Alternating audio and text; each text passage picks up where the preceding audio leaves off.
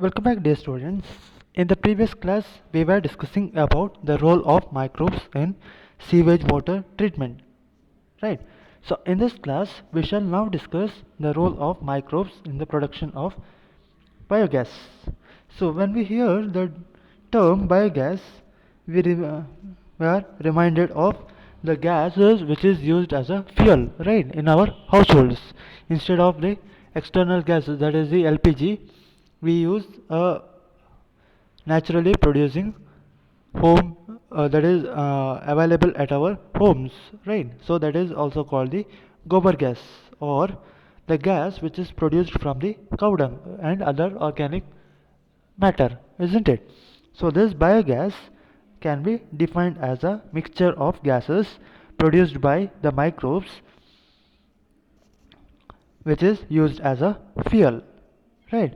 So that is a definition for biogas, that is a mixture of gases which is produced by a activity of microbes and which can be used as a fuel. So here when we say about the gases, that is mainly the methane, that is CH4. So this bacteria which produces the methanes are commonly called the methanogens. So these methanogens are the group of bacteria which are anaerobically active and they produce large amount of methane along with carbon dioxide and hydrogen.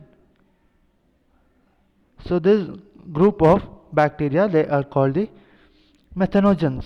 So this methanogen, just remember, it is a group of bacteria which produces the methane from the organic matters along with the other carbon dioxide and hydrogen by a process which is anaerobic, right? So one such example for this methanogens, they are the, that is methanobacterium. So this methanobacterium is a methanogen which is found in the anaerobic sludge and rumen of cattle, which is helpful in cellulose digestion. So in the previous class we learned about the sewage water treatment, right? So there we heard about the anaerobic sludge digesters. So here also the bacterium which possesses the property of digesting the cellulose is nothing but the methanobacterium or the methanogens, and which is also used in the primary or the sewage water treatment. So similar bacteria are also found in the rumen of cattle. Rumen in the sense that is a part of stomach. So in cattle there are four compartments in a stomach, and one such compartment, that is the rumen. So here the rumen, in the rumen, the these bacteria are present. So this bacteria help in digestion of the cellulose which is consumed by the cattle when it eats the grasses and other plants, right? So that is rich in cellulose. So this cellulose is digested in the rumen by the help of the methanogen, that is the methanobacterium, and this plays a important role in the nutrition of cattle, right? So the digestion of cellulose, and which gives the energy. Similarly, this is the main principle that is used for the biogas production. So here the biogas is used for cooking and lightings, and the important ingredient for biogas, that is called the gobar, or what is called the cow dungs, right? So this cattle dung is also called gobar, hence the name biogas is also called gobar gas, isn't it? In our local language we call that as a gobar gas, right? So that is the introduction for the biogas production. Now let us discuss how the biogas is produced in the system, right? So this biogas plant, that consists of a concrete tank which is of about 10 to 15 feet deep, right? So a total of 10 to 15 feet deep is used as a collector. So where you add the dung and water. So here the floating cover is placed over the slurry, so which keeps the rising as the biogas is produced. Right, so that is where, so the biogas consists of this tank, right, this concrete tank wherein you feed the slurry and cow dung. So that results in the production of the biogas after the actions of these microorganisms or the methanogens, right. So here there is a inlet and there is a outlet. So here this is the outlet wherein the gas is produced is sent to the home or the other parts, like your home, isn't it? So this is a outlet whereas this is a inlet wherein the dung and water is mixed and added into a base, that is the digester. Right, so this cattle dung that is available in large quantities in the rural areas, right, where cattle are used as for a variety of purpose. And the cattle dung is a main ingredient for biogas.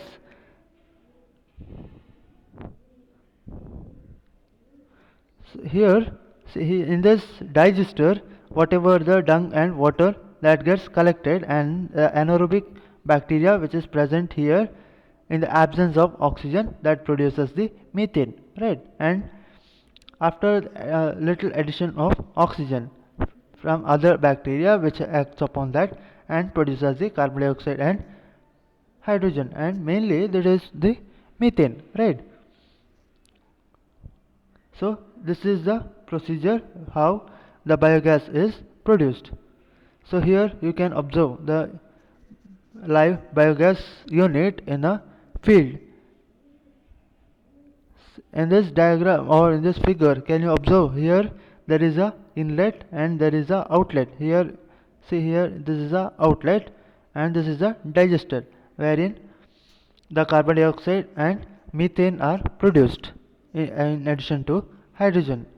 So in India, this biogas has been implemented all over the villages with the help of the Indian Agricultural Research Institute, that is located at New Delhi, the IARI, along with the Khadi and Village Industrial Commission, KVIC, which developed the technology of biogas production in India. So that is very important for your NEET and other competitive exams. So remember this point. That is where the biogas is produced, right? Where the microbes are used as a used in production of biogas. Now let us discuss the microbes as a biocontrol agents. So when we speak about the biocontrol agents, we have to discuss about the pathogens, right? So here the biocontrol is referred to as the use of biological methods in control of the plant pathogens, plant or animal pathogens and diseases, as well as the pests.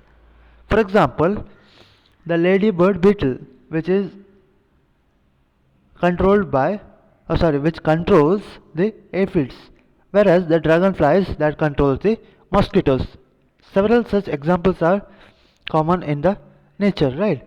So you can also observe the frogs and their larvae that is helpful in controlling the mosquito larvae, and sometimes even the guppies that are introduced into the swimming pool or tanks, wherein the your flower tanks, right, the aquatic plants are grown in the artificial tanks, right. So there, as this is a place where the mosquitoes are raised, so to avoid that you add the guppies, as you discussed in the human health, that is the malaria, right.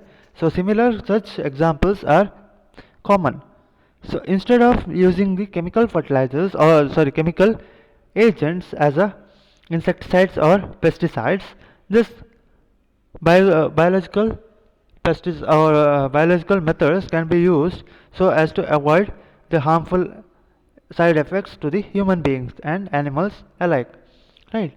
So it also prevents the pollution in the soil, groundwater and other means like fruits, vegetables, crop plants, etc. And here the use of weedicides to remove the weeds that can also lead to soil pollution, right? So instead of that we can use the biological agents. See in this figure the use of endosulfan that can be represent or that can be seen where there is a huge side effect to the young child, right? So that is the use of chemical pesticides. So instead of that this biologically available organisms can be used as a biocontrol for the pests and diseases. So now discuss the individual examples. So first one that we discuss regarding the bacterium, which was very popular during the early 2010 or that is during the early 2000s. That is the Bacillus thuringiensis, right? So this is a bacterium which is used as a biocontrol agent for the stem borer and the fruit borer in cotton. So this Bt cotton that is abbreviated as the Bacillus thuringiensis. So this is a cotton which is used which is produced by the biotechnological tools, which will be dealt in your next classes as a during the application of biotechnology. So here there is dried spores of Bacillus thuringiensis that is mixed with water and sprayed on the vulnerable plants such as the brassicas or that is the your cabbage or cauliflower, etc. And that is eaten by the caterpillar, right? So this caterpillar in their gut region there is a toxin which is released by this bacterium and the larvae get killed, right? So that is how the population of this stem borer larva or this fruit borers that can be reduced using the dried spores of Bacillus thuringiensis. So this Bacillus thuringiensis is nothing but a bacterium and this is introduced into the or this is produced using a process in the cell that is the modification of cells using the biotechnological tools, right?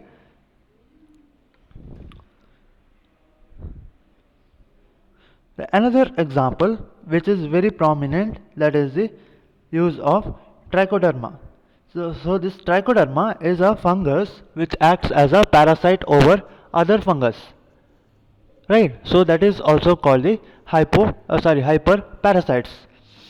As this is seen in the root ecosystem, that is the trichoderma species are isolated from the roots of several plants, right? So they control several plant pathogens, as you have heard, right? This trichoderma cake that is used to prevent the cholera or the leaf rotting of pepper, am I right? So in this region, as there is large amount of raining and moisture, so that results in the leaf that gets decayed, right? So to avoid that, the trichoderma mixed with neem cake that is applied onto the stem and leaves. So that is how this trichoderma can prevent the growth of other fungi. In this example, that is the trichoderma that prevents the Phytophthora. And in your syllabus there is an example that is called the another example, that is baculoviruses, which is belonging to the genus Nucleopolyhedrovirus.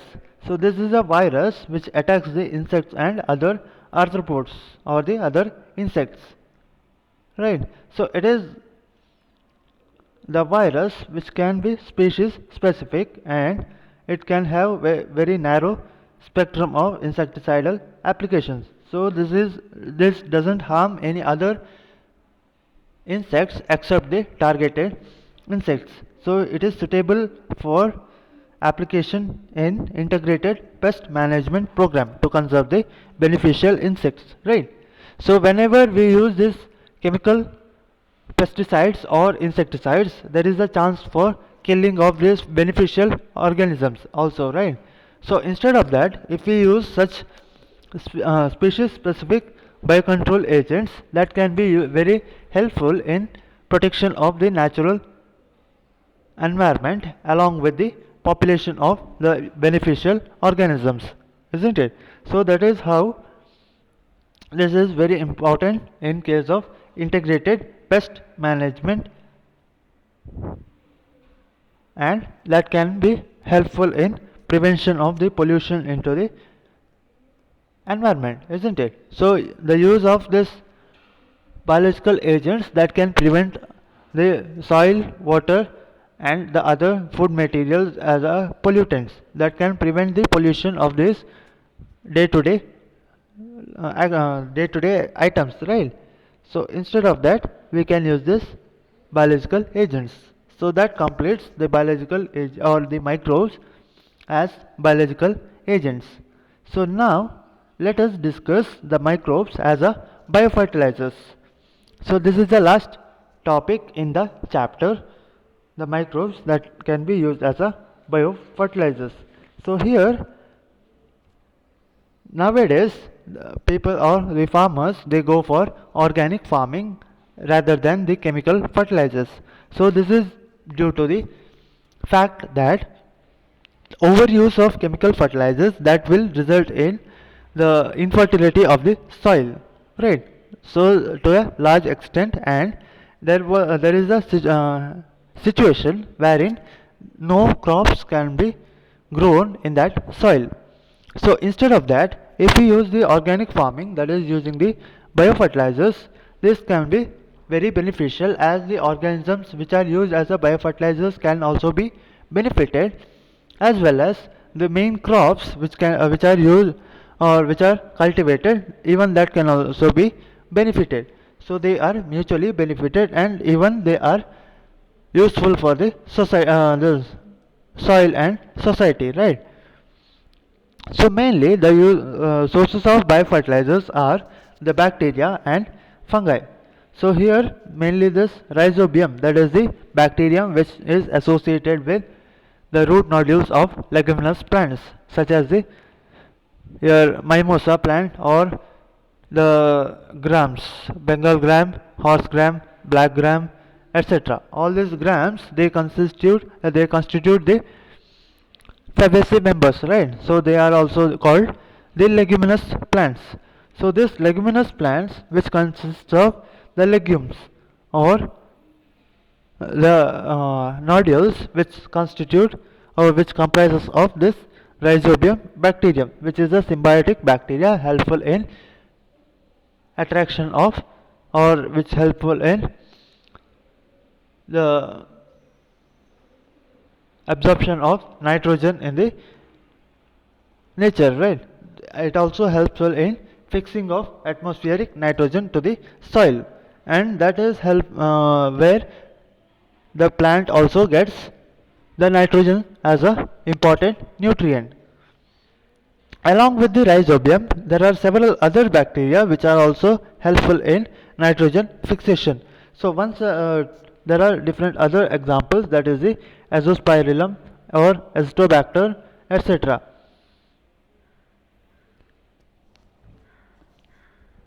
So these are the examples for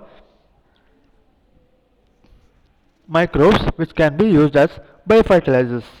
So another set of examples which can be another set of microbes which can be used as a biofertilizer, that is what is called the mycorrhiza.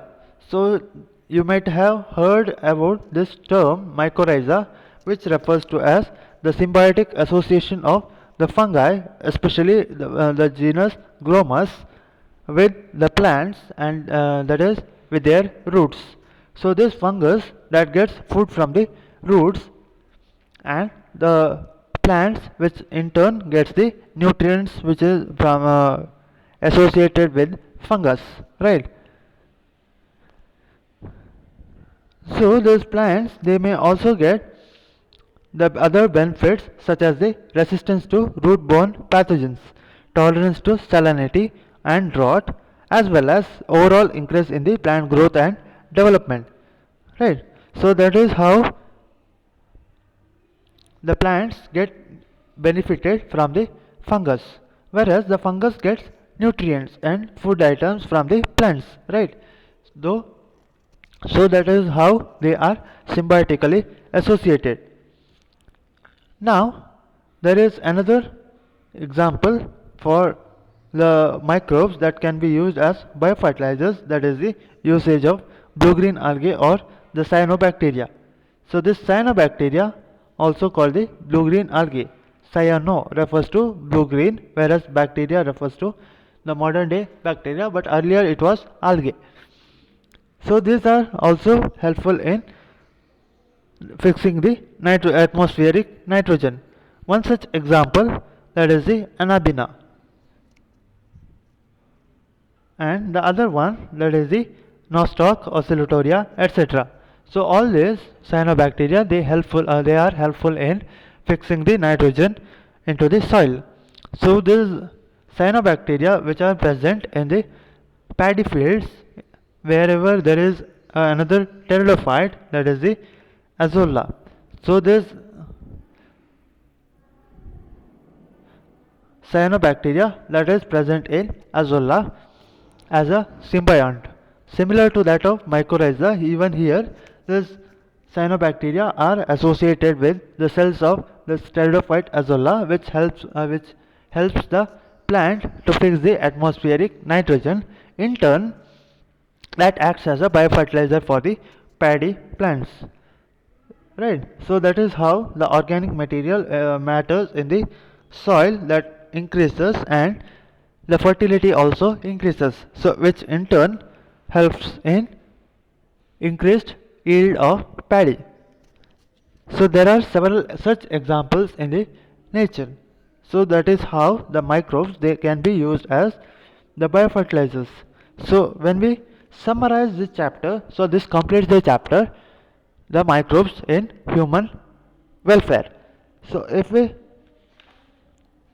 summarize the chapter, in the first topic we learned about what is microorganism and how it is used, right? So under that there are different situations, or there were different applications wherein the microbes that was used as a household products, then regarding the industrial products in sewage water treatment, then regarding the production of biogas and the biocontrol agents, as well as the microbes as biofertilizers. So if you have any doubts regarding these topics, you can approach. So don't feel hesitated. Thank you.